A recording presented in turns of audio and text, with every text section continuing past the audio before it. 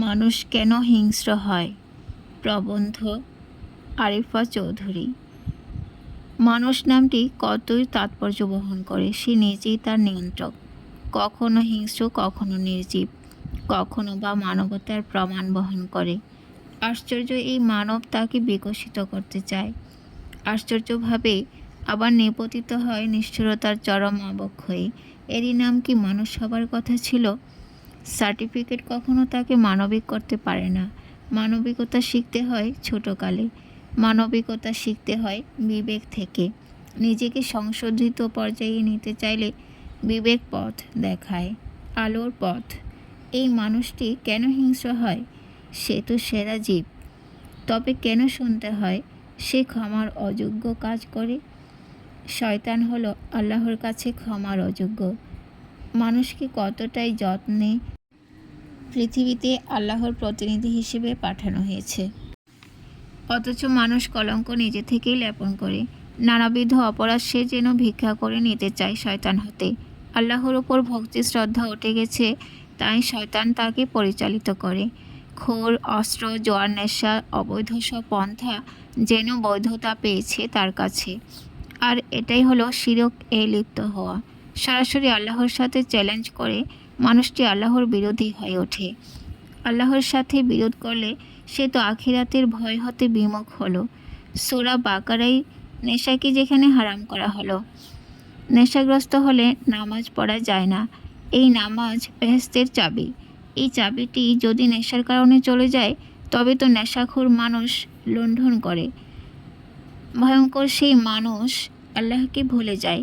মাদক একটি জাতিকে ধ্বংস করে। শিরকি কাজ হলো আল্লাহ তাআলা যা কিছু নিষেধ করেছেন তা হতে নিজেকে না ফেরানো। আল্লাহ ছাড়া অন্যের সিজদা করলে শয়তানি ফেতনামূলক কাজ, বেভিচার, অনাচার, জুলুম, হত্যা, লুটতরাজ, মাদকগ্রস্ততা হলে শিরকি অধঃপতন। নামাজকে বেহেশতের চাবি বলার কারণ হলো, যে মানুষ নামাজ পড়বে সে সিজদা করবে তারই স্রষ্টাকে, সমর্পিত হলো সেই মহান অসীম বিচার দিনের মালিকের কাছে। আল্লাহর হৃদয়কে বিগলিত করতেই তার এত তোড়জোড়। রবের ভালোবাসায় সিক্ত হয়ে সে বেহেশতের চাবি পেতে ইচ্ছুক। চাবিটি না পেলে তো দুনিয়ার সমস্ত ঐশ্বর্য তার কাজে আসবে না।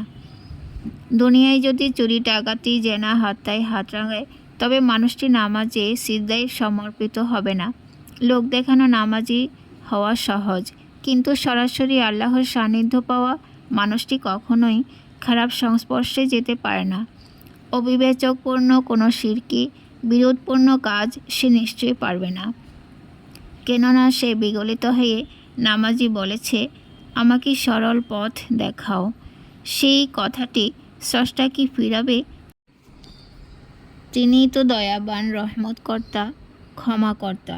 তাই পূর্ণ আস্থা ও বিশ্বাসী বান্দাটিকে আল্লাহর ফেরেশতারা সরল ও সহজতা দান করে, তার সমস্ত কঠিন কিছুকে সহজ করে। দুনিয়ায় শয়তানি কাজ হতে সে নিষ্কৃতি পায়। নামাজের এটাই উপকারিতা। তাই তো বলা হলো যে 5 ওয়াক্ত নামাজ পড়া ফরজ। মানুষ কেন হিংস্র পাশবিক অবস্থা হতে বের হতে অপারগ হয়? নামাজ হতে বিরূপ করে মাদকের কালো থাবা। একদিনই বড়লোক হবার প্রবণতায় মানুষ ধোঁকায় পড়ে যায়। থাবাটি তার বিবেক কলুষিত করে। মহান স্রষ্টাকে সে ধোঁকা দেয়। মূলত নিজেই শয়তানি টাকার উৎস খুঁজতে থাকে। আল্লাহর উপর ভরসা না করে ধন, জুয়া, মাদকের ধন, জেনার ধন, হত্যার, পাশবিকতার নেশা, জুলুমের নীতির নেশা মানুষটির অন্তরকে কঠিন করে ফেলে। পৃথিবীর সুখ যেন সে পেয়ে গেছে। এটাই আল্লাহর সাথে স্পষ্ট বিরোধিতা। আল্লাহর রহমতের রাস্তা পাওয়ার জন্য মানুষকে নামাজ আঁকড়ে ধরতে, কোরআন হাদিস আঁকড়ে ধরতে রাসূল সাল্লাল্লাহু আলাইহি ওয়াসাল্লাম বলে গেছেন। অথচ কোরআন এখন যেন অগ্রহণযোগ্য। আস্তাগফিরুল্লাহ। এই অমানবিক মানুষগুলোই হিংস্রতাকে ডেকে আনে। তারা সমাজের বিস্ফোরা, তারাই অগ্রহণযোগ্য।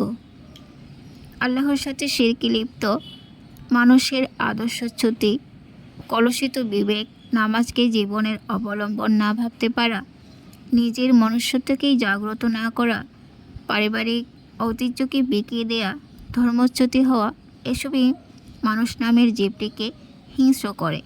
লোভ লালসা হলো হিংস্রতার উপকরণ। পরশ্রী কাতরতা হিংস্রতার লক্ষণ।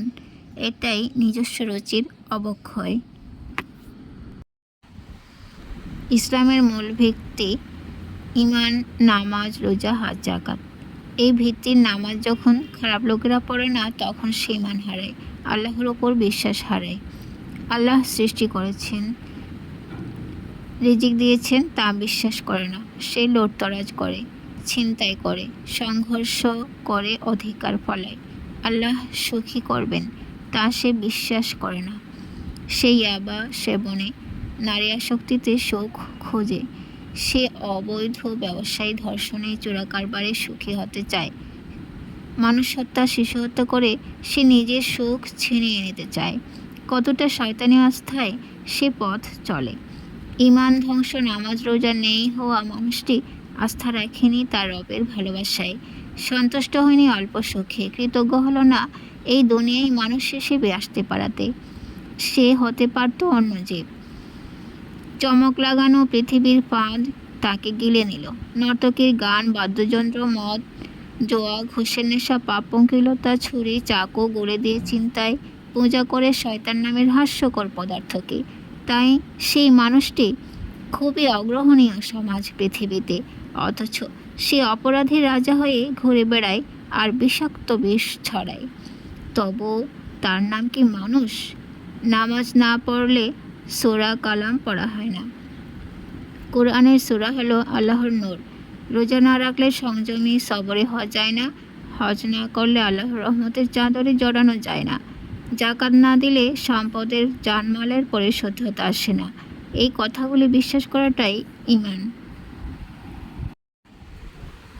মানুষ হিংস্র হবার কারণ হিসেবে সমাজ সংস্কারক, মানবতা সংস্কারক, রাষ্ট্র ব্যবস্থা, পরিবার নীতি, নিজস্ব মূল্যবোধ, সংস্কৃতি, আইনের কার্যকারিতা, লয়ারের ভূমিকা, সব মিলিয়ে যতই যুক্তিতর্ক দাঁড় করানো যাবে, তথাপি একটাই বাক্য স্পষ্ট বার্তা দেয় যে আল্লাহ এক ও অদ্বিতীয়। মুহাম্মদ সাল্লাল্লাহু আলাইহি ওয়াসাল্লাম আল্লাহর রাসূল। এই কথাটিতে আল্লাহর একত্ববাদের বার্তা এসেছে। একজন স্রষ্টা, একজন শাসক, আকাশ ও জমিনে বিচার দিনের মালিক। আমরা শুধুই বান্দা। আমাদের নেতা ও রাসূল মুহাম্মদ সাল্লাল্লাহু আলাইহি ওয়াসাল্লাম। আমরা অধীন। নিজস্ব প্রয়োগ নীতিতে, যুক্তিগতভাবে অপসংস্কৃতির নষ্টামিতে সমর্পিত করতে পারি না। সমাজ আমাদের কর্মনীতিতেই ভালো হবে। মানবতাকে আমাদের কাছে ধরাশায়ী হয়ে দৃঢ় হতে হবে। রাষ্ট্রনীতি, লক্ষ্য ও আদর্শে আমরাই এগিয়ে নিয়ে যেতে পারি। পরিবার আমাদেরকেই ফলো করে উচ্চতার শিখরে পৌঁছবে। নিজস্ব মূল্যবোধ ব্যক্তিসত্তাকে আদর্শিত করে অপসংস্কৃতির বেড়াজালকে টেনে নামাবে। মানসিকতার জয় হবে। আইন, লয়ার, যুক্তিতর্ক আমাদের নিজস্বতার করাঘাতে লজ্জিত হবে। এখানে থাকবে আল্লাহর এক নীতি। তিনি যা আশা করছেন, মানুষ তার খলিফা। মানুষ পশু নয়, মানুষ অবিবেচক নয়, তার আছে নিজস্ব চিন্তা চেতনা। গোলামি আল্লাহর, তাই গুণগান তারই। প্রতিদিন ছোট্ট শিশু যখন ভয়ে থাকে যে স্কুলে যাবার আগে HW শেষ করতে পারলো কি না, বকা বা শাস্তি পেতে হবে কি না, diary, badge, ID card, rubber, pencil ঠিকভাবে নিল কি না, যথাসময়ে স্কুলে হাজির হতে পারবে কি না, পড়ালেখার সময়ে বা বয়সে শুধু খেলা হয় না, তার একটি মানসিকভাবে প্রেশার থাকে। যদিও পথে ঘাটে সর্বত্র এই বিকৃত রুচির মানুষ ওত পেতে থাকে। ছোট্ট শিশু বলে সে নিয়মের বাইরে কিছুই করতে পারে না। এই নিয়মতান্ত্রিকতা, সদা ভয়ে প্রেশারে জর্জরিত শিশু হঠাৎ র্যাপ হলে, খারাপ লোকের লালসার শিকার হলে, তবে সে কিভাবে এত সমাজনীতির অবক্ষয় বুঝবে? নিরাপদ চলতে তার কি অধিকার ছিল না? নিরাপদ থাকতে তার কি ইচ্ছা ছিল না? খেলা কি তার জীবনের চাওয়া ছিল না? পৃথিবী তার জন্য যেমন তৈরি হয়েছে, সব মানুষের জন্য তৈরি হয়েছে। বিকৃতি রুচির মানুষ তাকেও ভালো থাকতে দেবে না। আশ্চর্য পৃথিবী! এখানে কি হিংস্রদের নীতি, নাকি শিশুটির সুন্দরভাবে বেড়ে উঠবার নীতি? পৃথিবীর গণ্ডে যেন আজ হতাশার।